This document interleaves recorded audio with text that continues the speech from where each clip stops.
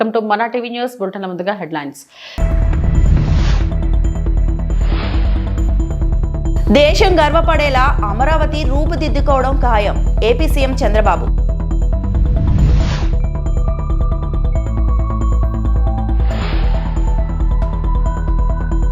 దళారుల ఉచ్చులో పడొద్దని రైతులకు మంత్రి నాదెండ్ల మనోహర్ సూచన.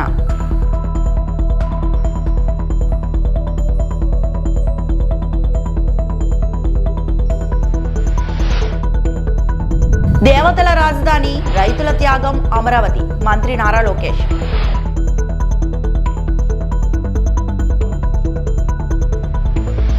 తొలి అందులో టీ20 ప్రపంచ కప్ లో నేపాల్ ను 7 వికెట్ల తేడాతో ఓడించి చారిత్రాత్మక విజయం సాధించిన తర్వాత ప్రధానమంత్రి నరేంద్ర మోడీ భారత మహిళా అందుల క్రికెట్ జట్టును కలిశారు. భారత సీనియర్ మహిళా జట్టు తొలి వన్డే ప్రపంచ కప్ విజయాన్ని జరుపుకున్న కొద్దిసేపటికే 6 జట్ల టోర్నమెంట్ విజయం సాధించింది. క్రీడాకారులు ప్రధాని మోడీకి ఆటోగ్రాఫ్ ఉన్న బ్యాట్ ను బహుకరించగా ఆయన వారి ధైర్యాన్ని, క్రమశిక్షణను, ప్రశాంతతను ప్రశంసిస్తూ వారి క్రికెట్ బంతిపై సంతకం చేశారు. భవిష్యత్ తరాలకు ప్రేరణగా వారి చారిత్రాత్మక విజయాన్ని మోదీ హైలైట్ చేశారు. वंदे मातरम के 150 साल हुई, तो इसलिए मैंने वंदे मातरम लिखा.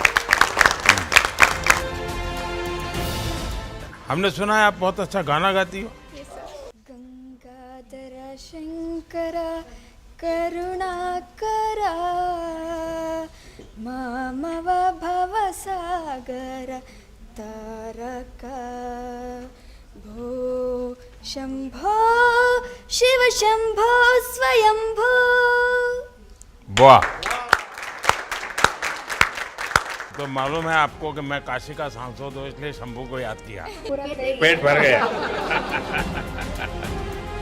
जो मेहनत करके आगे आते हैं उनकी मेहनत कभी भी विफल नहीं जाती. मिलता हूँ तो मुझे भी लगता है कि वाह, हमारा देश कितना आगे बढ़ रहा है, कितनी हिम्मत है इन बच्चों में. जैसे हम चुनाव लड़ते हैं ना, तो सामने वाले की जमानत जब जब्त हो जाती है, डिपॉजिट जब्त हो जाती है, तो लोग कहते हैं कैसे इंसान हो तुम, उसकी जमानत भी खा गए. आप लोगों ने इस बार खेल में किसी को 10 ओवर में वापस पेविलियन भेज दिया, तो ये इतनी क्रूरता क्यों करते हो आप? चलिए, सबको बहुत बहुत शुभकामनाएं. आपने देश का नाम रोशन किया है और देश के सभी लोगों को इससे इंस्पिरेशन मिलेगा, और सिर्फ दिव्यांग को नहीं, बाकियों को भी प्रेरणा मिलेगी.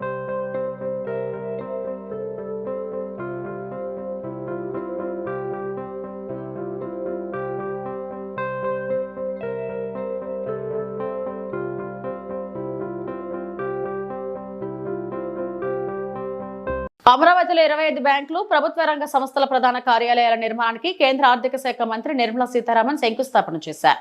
కార్యక్రమానికి ముఖ్యమంత్రి చంద్రబాబు, ఉప ముఖ్యమంత్రి పవన్ కళ్యాణ్, మంత్రులు లోకేష్, నారాయణ హాజరయ్యారు. రాజధాని స్పీడ్ యాక్సెస్ రహదారి పక్కన సిఆర్డీఏ ప్రాజెక్ట్ కార్యాలయం వద్ద మొదటి బ్లాక్ లో ఈ కార్యక్రమం నిర్వహించారు.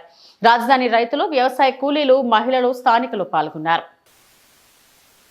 మీ అందరికీ నమస్కారాలు.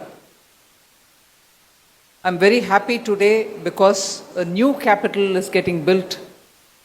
Andhra Pradesh మళ్ళీ క్యాపిటల్ని రీస్టార్ట్ చేయడం అనేది ఒక పెద్ద బ్రహ్మజ్ఞం లాంటిది. అది మొదలుపెట్టారు చీఫ్ మినిస్టర్ గారు, and prime minister also came to support it. ఒక డీటెయిల్డ్ ప్లాన్ తోటి ఒక కొత్త క్యాపిటల్ కట్టడం అనేది సామాన్యమైన పని కాదు. కానీ దానికి ఒక సైంటిఫికలీ కన్సల్టెంట్స్ తోటి ప్లాన్ చేసి మొదలుపెట్టిన ఈ అమరావతికి financial support, financial sector support ఉండాలనే ఆ దృష్టితోటి ఇవాళ 15 ఫైనాన్షియల్ ఇన్స్టిట్యూషన్స్ ఒకే దినం వచ్చి ఫౌండేషన్ స్టోన్ వేశారు. I am very grateful and I am thankful to all the CMDs of all the public sector banks and also the New India Assurance and NABARD, all of whom, LIC, all of whom have come on one day to establish what is going to be for the first time in this country an entire street of financial institutions. Oka capital, oka state capital lo public sector banks andarum present ga undadam, insurance companies undadam itself is a statement. అంటే అమరావతి లాగా futuristic capital plan చేస్తున్నప్పుడు దానికి ఒక financial district ఏర్పాటు చేయడం అనేది is as the honourable chief minister said, financial district was first in Hyderabad when he was chief minister. రాజధాని నిర్మాణానికి రైతులు స్వచ్ఛందంగా ముందుకొచ్చారని సీఎం చంద్రబాబు అన్నారు. 34,000 ఎకరాలు ఇచ్చిన రైతులకు మనస్ఫూర్తిగా ధన్యవాదాలు తెలిపారు. అమరావతిలో 15 బ్యాంకులకు, ప్రభుత్వ రంగ సంస్థల ప్రధాన కార్యాలయాల నిర్మాణానికి కేంద్ర ఆర్థిక మంత్రి నిర్మలా సీతారామన్ శంకుస్థాపన చేశారు. అనంతరం ఏర్పాటు చేసిన సమావేశంలో చంద్రబాబు మాట్లాడారు. ల్యాండ్ పూలింగ్ జరిగిన ఏకైక ప్రాంతం అమరావతి అని అన్నారు. ముందుకు పోవాలని ఆలోచించినప్పుడు నాకు అండగా వచ్చి మీరు రాజధాని కట్టాలనుకుంటున్నారు, మేము సహకరిస్తామని మొట్టమొదటిసారిగా వచ్చి చెప్పింది అమరావతి రైతులని చెప్పి మరొకసారి విజ్ఞప్తి చేస్తున్నారు. ఒక స్ఫూర్తిదాయకమైన నిర్ణయం.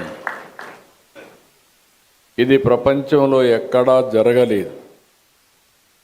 ఇంత స్ఫూర్తితో దగ్గర 29,000 మంది రైతులు 34,000 ఎకరాల భూమి స్వచ్ఛందంగా ముందుకొచ్చి ల్యాండ్ పూలింగ్లో మేము ఇస్తామని ఆ రోజు వాళ్ళు అనౌన్స్ చేసినప్పుడు, ఈ రోజుటికి కానీ ఇంకా భవిష్యత్తులో కూడా జరుగుతుందో నాకు తెలియదు కానీ ప్రపంచంలోనే స్ఫూర్తిదాయకమైనటువంటి ల్యాండ్ పూలింగ్ జరిగిన ఏకైక ప్రాంతం అమరావతి అని చెప్పి కూడా నేను మీకు తెలియజేస్తున్నా.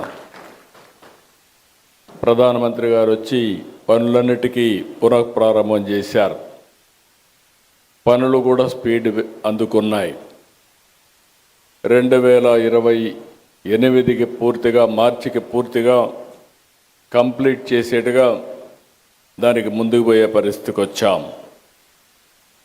అయితే ఈరోజు ఈ పనులు జరుగుతున్నాయంటే దానికి కారణం ఇక్కడున్న ఫైనాన్స్ మినిస్టర్ నిర్మలా సీతారామన్ గారు అని చెప్పి మనస్ఫూర్తిగా మీ అందరికి విజ్ఞప్తి చేస్తున్నా. ఒక ఇంపాసిబుల్ థింగ్ ప్రారంభించాం. పనులు స్పీడప్ చేసే సమయంలో గవర్నమెంట్ పోయింది. 5 ఏళ్ళు విధ్వంసం జరిగింది.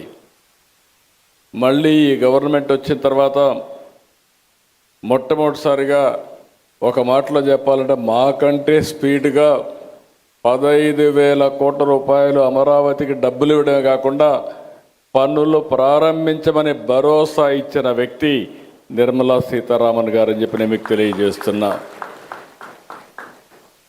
అక్కడి నుంచి ఈరోజు మీరు చూస్తే 15 బ్యాంకులు, వివిధ బీమా సంస్థలు 1334 కోట్లతో ఈరోజు ఇక్కడ ఫౌండేషన్లు వేసుకున్నాం.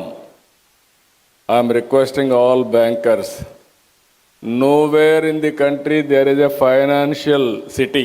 అమరావతి అభివృద్ధి దిశగా మరో కీలక అడుగు పడింది. రాజధాని నిర్మాణ వేగాన్ని మరింత పెంచేందుకు అమరావతిలో బ్యాంకుల నిర్మాణానికి శంకుస్థాపన కార్యక్రమాన్ని నిర్వహించడం మా ప్రభుత్వానికి గర్వకారణమని ఎంపీ డాక్టర్ చంద్రశేఖర్ పెమ్మసాని అన్నారు.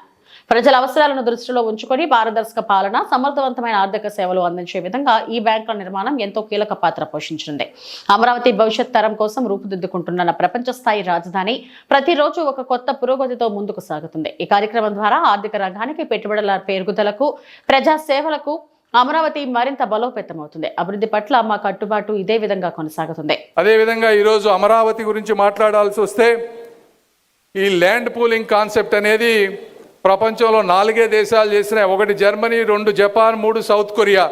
ఇవి కూడా మ్యాక్సిమం చేసిన ల్యాండ్ పూలింగ్ 2,000 ఎకరాల లోపు. రెండోది ల్యాండ్ పూలింగ్ చేసినప్పుడు ఆ ప్రాంతంలో ఉన్న వ్యక్తులందరినీ కూడా డిస్ప్లేస్ చేసి వేరే ప్రాంతానికి తీసుకువెళ్ళి ల్యాండ్ పూలింగ్ చేశారు.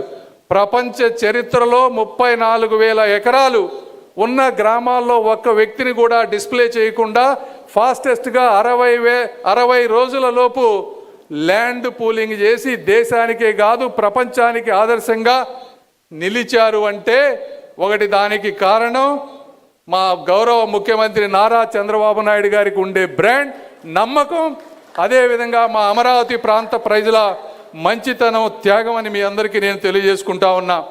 ఇచ్చిన ప్రతి ఎకరాలో 98% ఈ రోజున ప్లాట్లన్నీ చేసి వాళ్ళందరికీ ఇచ్చారు. కేవలం 2% అంటే 700 ఎకరాలు మాత్రమే ఈరోజు ఇంకా మిగిలి ఉన్నాయి. ఇవి కూడా వచ్చే 3-4 నెలల్లో ఇచ్చి ఈ ప్రాంతంలో ఉన్నటువంటి అన్ని సమస్యలు, ఎసైన్ ల్యాండ్స్, లంక భూములు, జరీబ్ భూములు, గ్రామ కంటాలు, టీడీఆర్ బాండ్లు, ఏ అయితే సమస్యలు ఉన్నాయో ప్రతి సమస్యని ఒక్కొక్క ఐటెంగా తీసుకొని వచ్చే 2-3 నెలల్లో పూర్తి చేసి ఈ ప్రాంతాన్ని, అమరావతి అంటే కృష్ణానది ఒడ్డున 3000 సంవత్సరాల నాగరికతకు నిలయంగా నిలిచినటువంటి స్థలం ఈ అమరావతి. శాతవాహనుల సామ్రాజ్యం సాక్షి అమరావతి. బౌద్ధ స్తూపాలతో బాసిల్లినటువంటి భూమి అమరావతి. ఇక్కడి శిల్పాలు, శాసనాలు, స్తూపాలు శాంతి, జ్ఞానం, ఆనందం అనే భారతీయ సందేశాన్ని యుగాల పాటు మోసుకొచ్చినటువంటి భూమి ఈ అమరావతి. ఇలాంటి అమరావతిని భారతదేశంలోని అత్యంత ఆధునిక ప్రణాళికబద్ధమైన రాజధానిగా అవతరించే విధంగా ఒక మహా సంకల్పానికి ఇది చిహ్నంగా ఉండబోతా ఉంది. విస్తృత రహదారులు, పచ్చని ప్రదేశాలు, ప్రపంచ స్థాయి ప్రభుత్వ సంస్థలుతో ఈ అమరావతిని ఒక గొప్ప నగరంగా నిలబెట్టబోతా ఉన్నాయి. అమరావతి అంటే ఆంధ్రుల ఆత్మవిశ్వాసం, అమరావతి అంటే ఆంధ్ర ప్రజల కళ, అమరావతి అంటే భవిష్యత్తు తరాలకు ఎన్డీఏ కూటమి ఇచ్చేటువంటి ఒక వాగ్దానం అని తెలియజేసుకుంటూ, ఈ వాగ్దానానికి మూల స్తంభాలుగా నిలబడుతున్నటువంటి మా deputy chief minister Pawan Kalyan గారికి, అదేవిధంగా నారా లోకేష్ గారికి, అధికారులకు, నారాయణ గారికి, అందరికీ కూడా మరొక్కసారి మనస్ఫూర్తిగా ధన్యవాదాలు తెలుపుకుంటూ, ఆఖరిగా ఇలాంటి మంచి అవకాశాన్ని నాకు కూడా అందించిన మా గౌరవ ముఖ్యమంత్రి గారికి, అదేవిధంగా మోదీ గారికి మనస్ఫూర్తిగా కృతజ్ఞతలు తెలుపుకుంటూ సెలవు తీసుకుంటున్నాను. జై హింద్. Thank you. దేవతల రాజధాని, రైతుల త్యాగం అమరావతి అని మంత్రి నారా లోకేష్ అన్నారు. అమరావతిలో బ్యాంకుల కార్యాలయాల నిర్మాణాలకు శుక్రవారం కేంద్ర ఆర్థిక శాఖ మంత్రి నిర్మలా సీతారామన్ శంకుస్థాపన చేశారు. అనంతరం మంత్రి లోకేష్ మాట్లాడారు. గత వైకాపా ప్రభుత్వం విధ్వంసం చేయాలని చూసి 3 రాజధానులని చెప్పి ఒక్క ఇటుక కూడా వేయలేదు. ఒక్క వ్యక్తి నివాసానికి 700 కోట్లు పెట్టి విశాఖలో ప్యాలెస్ కట్టారు. ఎన్ని ఇబ్బందులు పెట్టినా జై అమరావతి నినాదంతో ముందుకెళ్లాం. ఒకే రాష్ట్రం, ఒకే రాజధాని అని ఆనాడు పోరాటం చేశాం. జై అమరావతి అన్నందుకు రైతులపై కేసులు పెట్టారు. 1631 రోజులు అమరావతి ఉద్యమం నడిచింది. 270 మంది రైతులు ప్రాణాలు కోల్పోవడం చూశాం. సుమారుగా 3000 మంది రైతులపై ఆనాడు కేసులు పెట్టారని అన్నారు. అమరావతి దేవతల రాజధానిని దయాలుగా విధ్వంసం చేయాలని ఆనాడు చూశారు. 3 రాజధానులని 3 ముక్కలాటలాడి కనీసం ఒక్క ఇటుక కూడా అయిన పరిస్థితి మనందరం చూసాం. కానీ ఒక్క వ్యక్తి నివసించడానికి 700 కోట్ల రూపాయలు ఖర్చు పెట్టి విశాఖపట్నంలో ప్యాలెస్ కడతాం కూడా ఆంధ్ర రాష్ట్ర ప్రజలు చూశారు. ఎన్ని కుట్రలు చేసినా, ఎన్ని ఇబ్బందులు పెట్టినా జై అమరావతి అనే నినాదంతో మనందరం కలిసికట్టుగా ముందరికెళ్ళాం. మనందరం చూసాం. చిన్న పిల్లల దగ్గర నుంచి 80 సంవత్సరాల వృద్ధి వరకు మనందరం ఒకే నినాదం, ఒకే రాష్ట్రం, ఒకే రాజధాని, జై అమరావతి అని ఆనాడు పెద్ద ఎత్తున మనందరం పోరాడం. జై అమరావతి అన్నందుకు రైతులపైన కేసులు పెట్టారు. మహిళల్ని ఏకంగా పోలీసు బూటులతో ఆనాడు తంతం కూడా మనందరం చూసాం. 1631 రోజులు అమరావతి ఉద్యమం నడిచింది.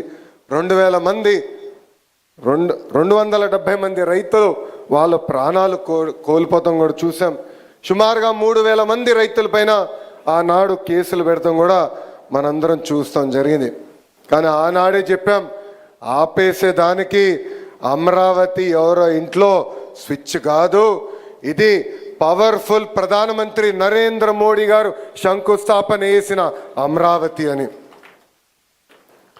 ముఖ్యమంత్రి గారు అడిగిన వెంటనే పెద్ద ఎత్తున రైతుల ముందరికి వచ్చి ఆనాడు 3 పంటలు పంటున్న భూముల్ని 5 కోట్ల ఆంధ్రుల కోసం రాజధాని ఏర్పాటు చేస్తాం కోసం మీరందరూ భూములు ఇస్తాం జరిగింది.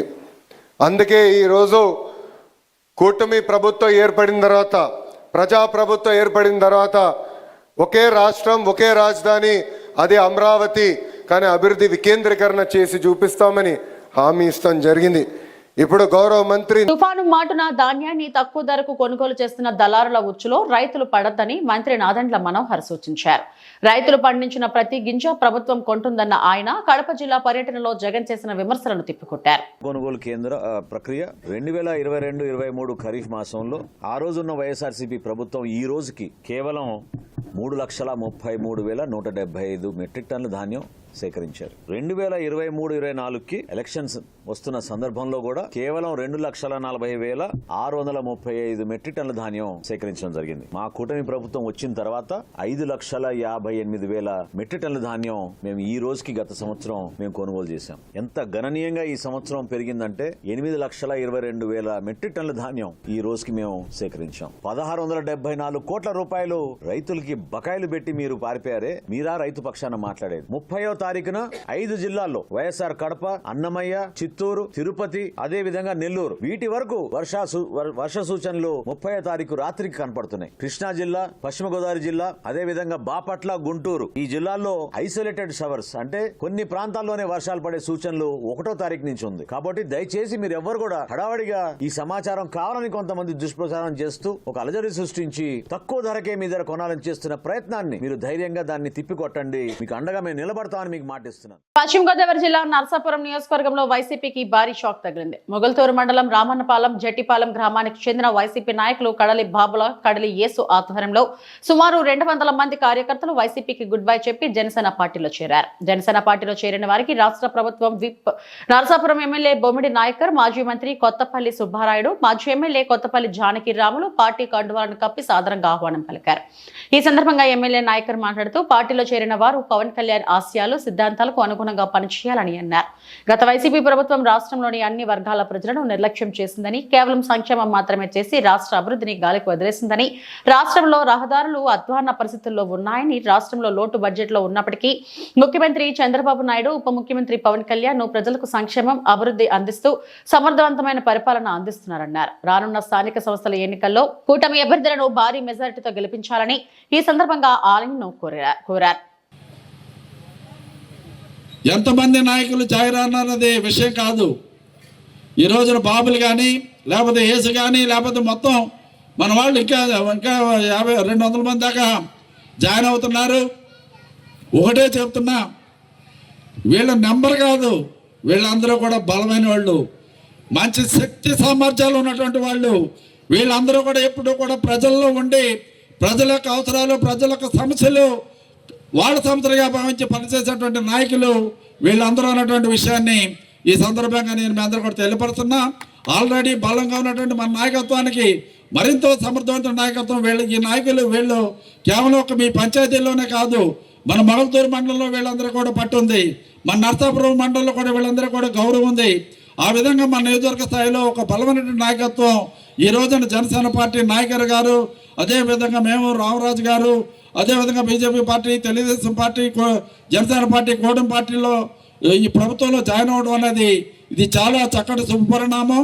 2 రకాలుగా వారికి కూడా మంచి జరుగుతుంది, అదేవిధంగా మనకి మీ అందరికీ కూడా మంచి జరుగుతుంది అన్నటువంటి విషయాన్ని ఈ సందర్భంగా నేను మీ అందరికి కూడా తెలియపరచుకుంటూ వాళ్ళని హార్టికల్చర్, అగ్రికల్చర్ డిపార్ట్మెంట్ నుంచి కొంత సబ్సిడీ రూపంలో కూడా మీకు ఏదైనా ఆ బీరబాదులు కట్టుకోవడానికి అక్కడ మీరు ఏదైతే పోల్స్ పెట్టుకోవడం కానీ లేకపోతే వైర్లకు కానీ అంటే వివిధ రకాలుగా ప్రభుత్వం నుంచి కూడా సబ్సిడీలు ఉన్నాయి. మీరు అన్నీ కూడా మీరు ఉపయోగించుకోవచ్చు తప్పనిసరిగా. అదేవిధంగా మహిళలకు, పెద్దలకు కూడా ఏంటంటే మీరు ఏదైనా హాస్పిటల్ విషయంలో చూసుకుంటే కనుక మీ దగ్గర బిల్స్ ఏమైనా ఉంటే కనుక ఆ బిల్స్ నాకు పంపిస్తే అది ముఖ్యమంత్రి సహాయ నిధి నుంచి కొంత అమౌంట్ మీకు వస్తుంది. నర్సంపేట మండలంలోని చంద్రాయపల్లి గ్రామానికి చెందిన బొమ్మిరి మహేష్ ములుగు జిల్లాలోని మల్లంపల్లిలో పంపులు రిపేర్ చేసి పనిచేస్తుండగా తాను చేసే పని ద్వారా వచ్చే డబ్బులు తన జల్సాలకు సరిపోక సులువైన మార్గంలో తక్కువ పెట్టుబడితో ఎక్కువ డబ్బులు సంపాదించాలని, ఎలాగైనా గంజాయి కొని దానిని బయట ఇతరులకు అమ్మాలని అనుకుని తన స్నేహితుడైన నల్లబెల్లి మండలంలోని ఎర్ర చెరువు తాండ నివాసుడైన పాండ్యరాజు ఎండు గంజాయిని కొనుక్కొని నర్సంపేటకు తీసుకొచ్చి దాన్ని అమ్మే క్రమంలో ముత్తోజిపేట గ్రామ శివారుకు రాగా ఎస్ఐ రవికుమార్ మరియు సిబ్బందితో పెట్రోలింగ్ చేస్తుండగా వారిని చూసి భయంతో పారిపోయే ప్రయత్నం చేయగా పోలీసు వారు అతన్ని పట్టుకొని తనిఖీ చేయగా 1/2 కేజీ ఎండు గంజాయి, దాని విలువ సుమారు 25,000 రూపాయలు ఉండగా అతనిని ఎక్కడ నుండి తీసుకొస్తున్నావని ప్రశ్నించగా పైన తెలిపిన వ్యక్తి దగ్గర కొన్నానని తెలుపగా వెంటనే అతనిని తీసుకొని పైన తెలిపిన వ్యక్తి దగ్గరికి వెళ్లి తనిఖీ చేయగా అతని వద్ద కేజీ ఎండు గంజాయి దొరకడం జరిగింది. ఈరోజు మధ్యాహ్నం నర్సంపేట ఎస్ఐ రవికుమార్ మరియు స్వాతి ఇద్దరు ముత్తజిపేట అవుట్స్కర్ట్స్లో ముత్తజిపేట గ్రామ అవుట్స్కర్ట్స్లో వెహికల్ చెకింగ్ చేస్తుండగా బొమ్మర మహేష్ అనే వ్యక్తి వెహికల్పై వస్తుండగా అతన్ని అనుమానాస్పదంగా కనబడడంతో అతన్ని ఆపి చెక్ చేయగా అతని దగ్గర ఒక 1/2 కేజీ నిషేధిత గంజాయి ఉంది.